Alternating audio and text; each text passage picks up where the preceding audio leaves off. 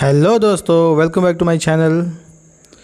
आज हम लोग स्टार्ट करेंगे प्रश्नावली 8.1 त्रिकोणमिति पढ़ेंगे। त्रिकोणमिति का प्रश्नावली 8.1 को हम लोग सॉल्व करेंगे। तो फर्स्ट क्वेश्चन है इसका। सबसे पहले त्रिकोणमिति के बारे में हम लोग बता देते हैं। त्रिकोणमिति में समकोण त्रिभुज पर आधारित ही सभी प्रश्नों को हल किया जाता है।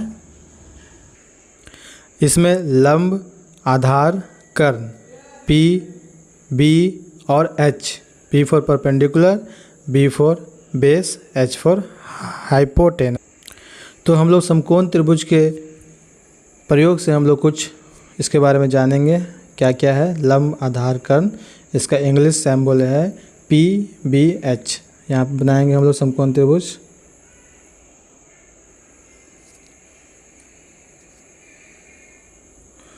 तो यहाँ पे A, B, C ये रहा समकोण त्रिभुज। इसमें एक P होता है जिसे परपेंडिकुलर बोलते हैं P को, एक B होता है इसे बेस बोलते हैं, और एक हाइपोटेनस होता है इसे H बोलते हैं। इसको हिंदी में बोलते हैं लंब।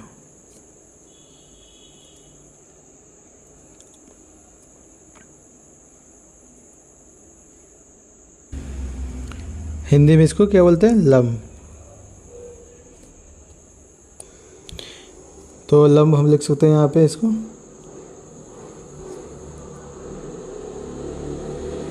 ये हो गया लंब। ठीक है, इसको आधार बोलते हैं हिंदी में। B को आधार और H को हम लोग बोलेंगे कर्ण। ये हो गया कर्ण। तो पूरा का पूरा त्रिकोणमिति जो है इसी त्रिभुज पे, समकोण त्रिभुज पे ही आधारित है। जैसे में P फॉर लंब हो गया और B फॉर आधार हो गया और H फॉर कर्ण हो गया। यानी इसका पूरा नाम है H का हाइपोटेनस, इसका परपेंडिकुलर और इसका बेस। ठीक है, इसी के हिसाब से सभी प्रश्नों को हम लोग सॉल्व करेंगे आज के एक्सरसाइज 8.1 में। आगे बढ़ते हैं, हम लोग प्रश्न को पढ़ेंगे। कुछ बेसिक जानकारी तो हमने प्राप्त कर लिया है कि मतलब इसे समकोण त्रिभुज पे ही सॉल्व किया जाता है। तो हमें कुछ बेसिक जानकारी जानना हो, जैसे कि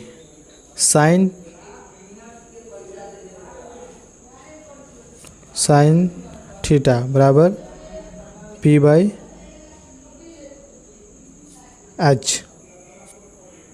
कॉस थीटा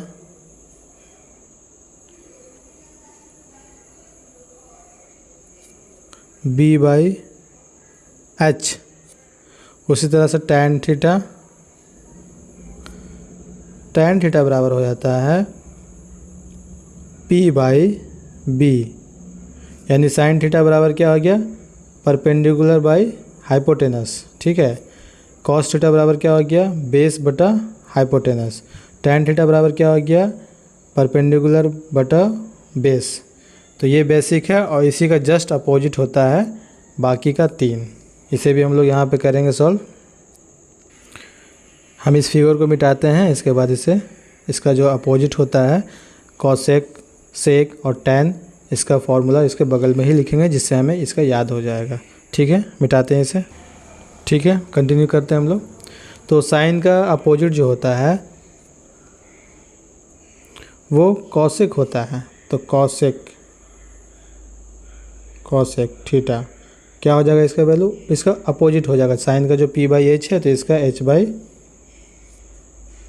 हो जाएगा, यानी कि हाइपोटेनस बटा परपेंडिकुलर। ठीक इसी तरह कॉस थीटा का उल्टा होता है सेक थीटा। तो सेक थीटा लिखेंगे और इसका क्या हो जाएगा फॉर्मूला? इसका हो जाएगा तो आपका उलट जाएगा ये, तो H/B हो जाएगा, यानी हाइपोटेनस बटा बेस। ठीक इसका अपोजिट हो जाएगा tan थीटा का अपोजिट क्या हो जाएगा? Cot theta. तो कॉट थीटा का क्या होता है वैल्यू? कॉट थीटा का वैल्यू होता है B/P, यानी कि आधार बटा परपेंडिकुलर। तो ये 6 प्रॉपर्टीज हैं, इसे याद करना बहुत ज़रूरी है। पूरा का पूरा त्रिकोणमिति इसी पे आधारित है। त्रिकोणमिति का हर एक प्रश्न इसी के सहायता से बनेगा। इसके बाद नेक्स्ट क्लास में हम लोग इसका वैल्यू पढ़ेंगे। अभी का जो एक्सरसाइज 8.1 है ये इसी पे सॉल्व होगा। ठीक है, तो हमने इससे पहले भी बता दिया है समकोण त्रिभुज पे ही आधारित है, जिसमें परपेंडिकुलर, बेस और हाइपोटेनस पे सभी प्रश्न सॉल्व होंगे। ठीक है, आगे बढ़ते हैं हम लोग प्रश्न की ओर। अब प्रश्न को सॉल्व करेंगे। अगर आप ये 6 आइडेंटिटी को फार्मूला जो है इसका दिया हुआ, इसे अगर ट्रिक से याद करना चाहते हैं तो ट्राई करते हैं। आइए हम लोग, इसका स्टार्टिंग होगा P4 पंडित बोले पंडिताइन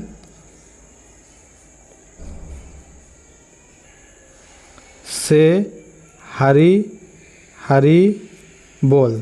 इसका यही ट्रिक है। ये वाला कथन आप याद रखिए। फिर से हम रिपीट कर सकते हैं, दूसरे कलर से करते हैं रिपीट। इसको देखिएगा ध्यान से। इसका sine cos tan, sine cos tan theta पहले लिख लीजिएगा ये तीनों, उसके बाद शुरू कीजिएगा। पंडित P फॉर पंडित, बोले B फॉर बोले, पंडिताइन से हो गया PB। अब फिर यहाँ से फिर से स्टार्ट करेंगे साइन थीटा का हर में, हरी हरी बोल हो गया। अगर नहीं भी आ रहा समझ में तो सीधा सीधा ये साइन कॉस टेन लिखिए और उसके बराबर में पंडित बोले पंडिताइन से हरी हरी बोल लिख करके ये फॉर्मूला सेट कर लीजिए। और ये 3 जब हो गया तो इसका जस्ट अपोजिट आप कर सकते हैं। इधर साइन थीटा का क्या हो जाता है अपोजिट, साइन थीटा का अपोजिट हो गया कॉसेक थीटा, तो ये पलट गया। कॉस थीटा का अपोजिट हो गया सेक थीटा, तो ये पलट गया इधर। और टेन थीटा का अपोजिट हो गया कॉट थीटा। इसका मतलब आप ये 3 अगर याद कर लेंगे तो एक्स्ट्रा में आपको ये 3 मिल जाएगा। इसका अपोजिट करके सिर्फ वैल्यू को पलट देना है। ठीक है, हमने पूरी तरह से ट्रिक से इसे समझ लिया है, आगे कोई दिक्कत नहीं होगा। अब हम लोग प्रश्न को सॉल्व करेंगे। प्रश्नावली 8.1 को हम लोग सॉल्व करते हैं। ठीक है, आते हैं प्रश्न की ओर। हाँ, तो हम लोग प्रश्न को शुरू करते हैं। तो सबसे पहले किसी भी ट्रिगोनोमेट्री प्रश्न में हम लोग सबसे पहले उसका फिगर बनाएंगे। फिगर बनाने से जो वैल्यू दिया हुआ है उसे पुट करके फिर बनाएंगे तो बहुत आसान हो जाएगा और समझने में आसानी होगी। तो हम लोग शुरू करते हैं प्रश्न 1। ठीक है, त्रिभुज एबीसी में जिसका कोण बी समकोण है। एक त्रिभुज एबीसी है जिसका कोण बी समकोण है। हमने पहले भी कहा था कि इसमें हमेशा हमेशा समकोण त्रिभुज में ही काम होगा, इसलिए बी कोण समकोण दिया है। और ए बी का वैल्यू क्या दिया है 24 सेंटीमीटर और बी सी का वैल्यू क्या दिया है 7 सेंटीमीटर। निम्नलिखित का मान ज्ञात कीजिए। हमें ये मान निकालना है, क्या क्या, साइन ए कॉस ए और साइन सी कॉस सी का वैल्यू निकालना है। तो हम सबसे पहले क्या करेंगे, फिगर बनाएंगे। तो हम लोग आकृति बनाते हैं। सबसे पहले इस टाइप का छोटा सा ही बनाते हैं, थोड़ा सा क्लियर नहीं होगा लेकिन आप इसे समझ सकते हैं। इसका वैल्यू हम ए देते हैं यहाँ पे। बी कहाँ पे रखेंगे, समकोण पे, क्योंकि बोला गया है बी समकोण, इसलिए हम यहाँ पे बी समकोण कर दिए। जिस तरह से प्रश्न में बोलेगा वहीं पे समकोण ले जाएंगे, यानी बी पे समकोण था इसलिए हमने यहाँ पे बी लिखा, ए बी और फिर बच गया तो सी।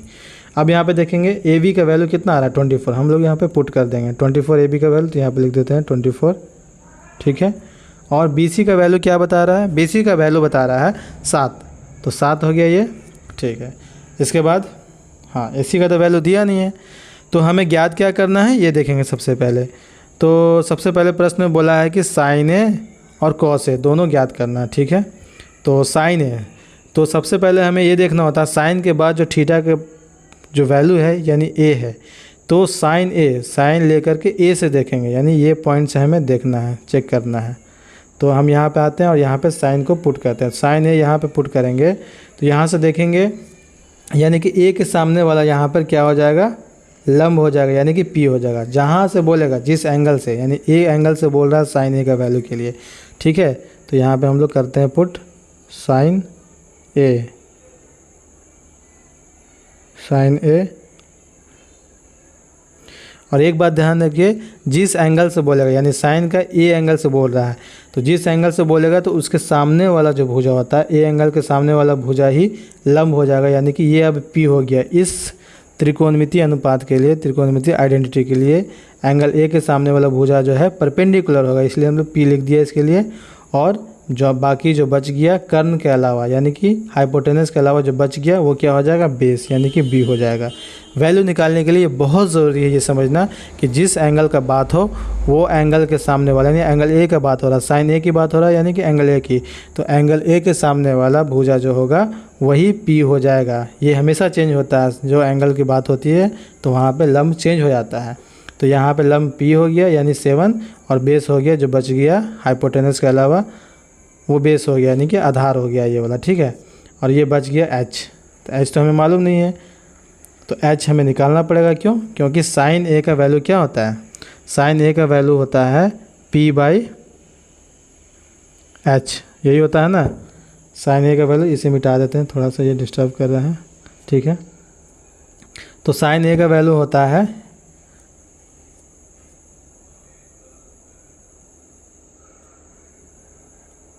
साइन A का वैल्यू P/H होता है। तो P तो हमें पता चल गया लेकिन H हमें पता नहीं है, तो H हम निकालेंगे। यहाँ पे हमने इसे पिछले एक्सरसाइज में पढ़ा है कि हाइपोटेनस निकालने के लिए यानी कर्व निकालने के लिए एक पाइथागोरस प्रमेय का हम लोग यूज करते हैं, जिसका क्या होता है पाइथागोरस प्रमेय? h²। h निकालना तो h² बराबर क्या होता है?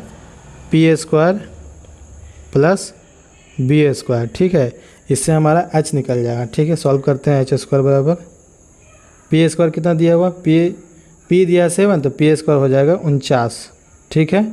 उसके बाद b दिया है 24 तो इसका स्क्वायर क्या हो जाएगा 24 का? 576, ठीक है। अब इसको ऐड करेंगे तो h² बराबर क्या हो जाएगा? 625 और h इधर जाएगा तो h बराबर क्या हो जाएगा? ये रूट चढ़ेगा 625 में तो इसका वैल्यू हो जाएगा 25 यानी कि 25 इसका वैल्यू आ गया। h का वैल्यू 25 आ गया तो हमें h का वैल्यू पता चल गया। तो अब यहाँ पे साइन A का वैल्यू जो हम निकाल रहे हैं तो रख सकते हैं। P का वैल्यू क्या था? 7 और h का वैल्यू क्या आया हमारा? 25। यहाँ 25 आया तो हम 25 लिखते हैं इसका वैल्यू। और यहाँ पे फाइनली साइन A का वैल्यू P/H से 7/25 हो गया। ये हो गया इस प्रश्न का सॉल्यूशन। ठीक इसी तरह से हर एक त्रिकोणमिति आइडेंटिटी का हम लोग निकाल सकते हैं वैल्यू। अब यहाँ पे cos A पूछ रहा है तो ठीक इसी तरह से हम cos A का भी निकालेंगे। इसे मिटाते हैं, ठीक है।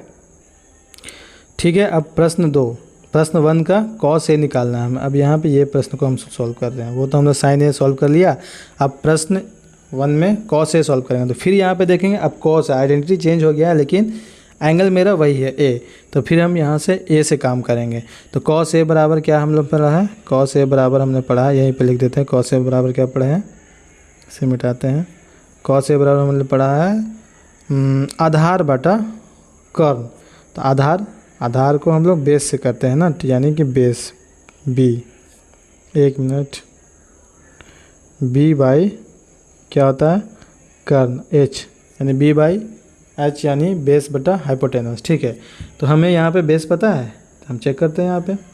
तो हाँ cos A है, cos A पे हमने बताया तो cos A यहाँ पे रखेंगे, यहाँ पे cos A तो यहाँ पे रखिए। तो cos का फॉर्मूला आता है बेस। तो सबसे पहले A के सामने वाला क्या हो जाएगा? लंब। तो ये वाला लंब हो जाएगा यानी कि ये P हो जाएगा। 7 जो है P है यानी कि परपेंडिकुलर। जो बच गया वो क्या हो जाएगा? बेस, यानी कि ये वाला बेस हो जाएगा। और ये हाइपोटेनस है, ठीक है। हमें दोनों का वैल्यू पता है, दिखा हुआ है पहले से। हमने हाइपोटेनस का 25 वैल्यू निकाला है तो सीधे सीधे यहाँ पे पुट कर देंगे। यानी B का वैल्यू 24 यानी 24 हो जाएगा ये, और H का वैल्यू 25। अब यहाँ पे हम देख सकते हैं दोनों का वैल्यू निकल गया, ये प्रश्न सॉल्व हो गया। ठीक इसी तरह से हम लोग इसे भी सॉल्व करेंगे, साइन C और cos C। इसे हम सॉल्व नहीं करेंगे, ये आपको खुद से सॉल्व करना है, ठीक है। आगे की ओर बढ़ते हैं हम लोग। हाँ, तो प्रश्न 2 में आते हैं हम लोग। प्रश्न 2, यहाँ पे जो प्रश्न 1 का जो सेकंड है ये वाला सेम इसी तरह से बनेगा जिस तरह से फिगर हम बनाइए। और यहाँ पे C एंगल पे काम होगा। यहाँ पे क्या था? साइन A और साइन cos A निकालना था, लेकिन यहाँ पे साइन C और cos C निकालना, यानी कि एंगल C पे काम करना है। यानी एंगल C के सामने वाला भुजा जो है यहाँ पे परपेंडिकुलर होगा, ठीक। बाकी सब वही काम करना है, सब चीज़ निकाल करके, ठीक है। हम लोग प्रश्न 2 में आते हैं। आकृति 8.13 में tan P minus cot R का मान ज्ञात कीजिए, ठीक है। यहाँ पे आकृति हम देख रहे हैं PQR, इसमें सभी भुजा की लंबाई दिया हुआ है और हमें क्या निकालना है? tan P minus cot R, यानी कि दोनों का फॉर्मूला से निकाल करके इसे सब्ट्रैक्ट कर देना, घटा देना है। हाँ, तो tan P, यहाँ पे P एंगल हम देखेंगे। P एंगल मेरा यहाँ है, P एंगल मेरा यहाँ, ठीक है। तो यहाँ पे tan P पुट करेंगे। tan P का फॉर्मूला क्या होता है? ठीक उसी तरह सॉल्व करेंगे हम लोग। यहाँ पे tan p।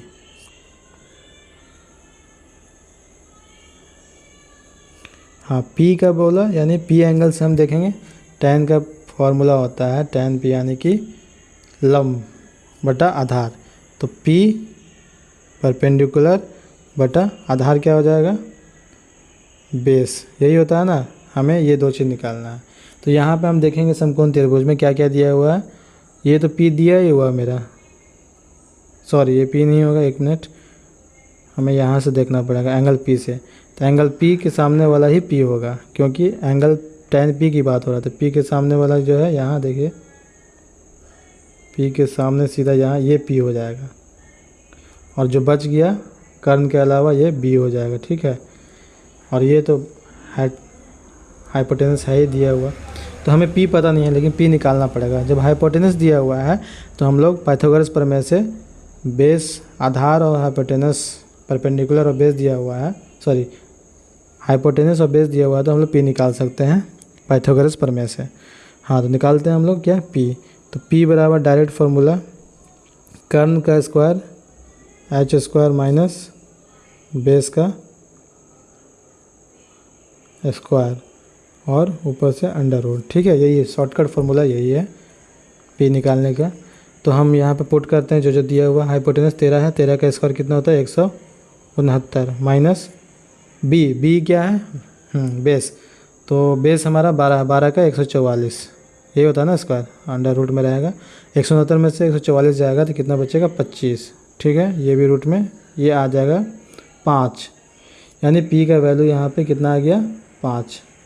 अब हमें p पता चल गया और h पहले से पता था, यानी हाइपोटेनस और परपेंडिकुलर पता चल गया, और tan p का वैल्यू पूछ रहा है, तो ठीक है पुट कर देते हैं। तो p का वैल्यू 5 आया और h का वैल्यू पहले से हमारा, सॉरी p का वैल्यू 5 आया और b का वैल्यू कितना है 12, क्योंकि हम यहाँ पे tan p निकाल रहे हैं इसलिए हमें परपेंडिकुलर और बेस चाहिए। तो p का वैल्यू 5 और बेस का वैल्यू है 12 आ गया, ठीक है, ये हो गया। ठीक इसी तरह से cot r का वैल्यू निकालेंगे और फिर इसको सब्ट्रैक्ट कर देंगे बाद में। अभी हम वैल्यू सिर्फ निकाल रहे हैं। हाँ इसे मिटाते हैं, यहाँ पे वैल्यू लिख दिया, बाकी ये जो हमने किया तो हमने क्या निकाल लिया, ये h निकाल लिए, सॉरी ये तो काम आएगा, p निकाल लिए, तो पहले इसको हम लोग मिटाते हैं।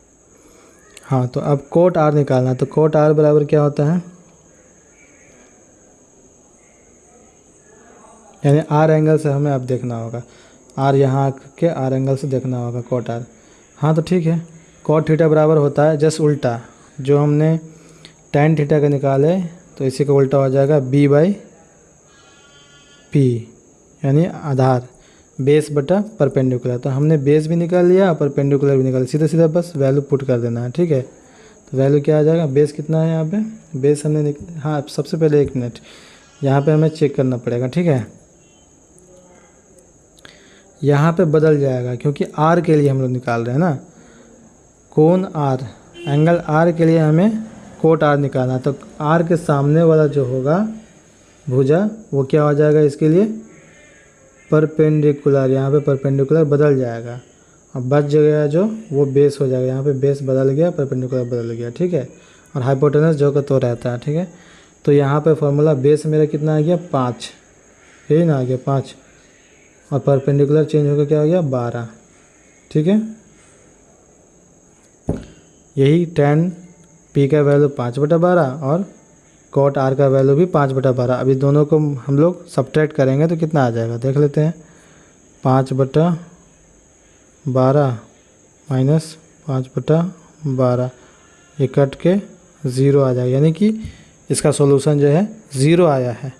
ठीक इसी तरह से आगे भी करना है, यानी कि हमें किसी का भी वैल्यू, किसी भी ट्रिगोनोमेट्री आइडेंटिटी का वैल्यू निकालना है तो उसका जो एंगल है ना, जैसे ये p था, ये r था, उस पर ध्यान रखना बहुत ज़रूरी है, नहीं तो प्रश्न गलती हो सकता है।